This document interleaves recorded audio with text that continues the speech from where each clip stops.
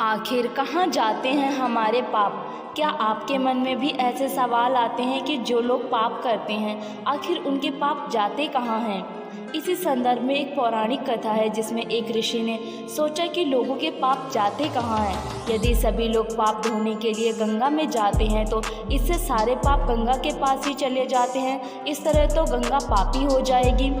ऋषि ने यही पता करने के लिए कि लोगों के पाप जाते कहाँ हैं भगवान की घोर तपस्या की। तपस्या करने के फलस्वरूप भगवान प्रकट हुए। तब ऋषि ने भगवान से पूछा कि गंगा में जो पाप धोए जाते हैं वो कहाँ जाते हैं। तब भगवान ने कहा कि चलो गंगा जी से ही पूछते हैं इस बारे में। ऋषि और भगवान दोनों ही गंगा के पास गए। उन्होंने गंगा से पूछा, हे गंगे, सब लोग तुम्हारे यहाँ पाप धोते हैं तो क्या इसका मतलब क्या आप पापी हुई?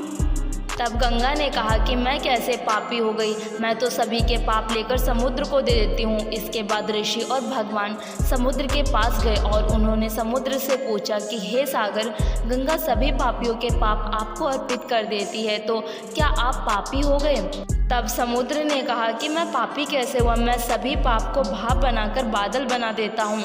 अब ऋषि और भगवान दोनों ही बादल के पास गए। बादल से पूछा, हे बादल, समुद्र पापों को भाप बनाकर बादल बना देते हैं तो क्या आप पापी हुए?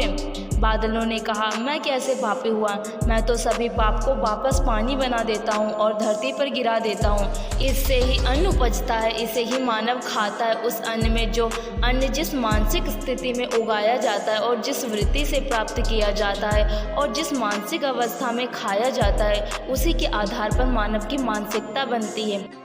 यही कारण है कि कहा जाता है कि जैसा खाए अन्न वैसा बनता मन। जिस वृत्ति से अन्न प्राप्त किया जाता है और जिस मानसिक अवस्था में खाया जाता है वैसे ही विचार मानव का बन जाता है। ऐसे में हमेशा भोजन शांत रहकर ही ग्रहण करना चाहिए।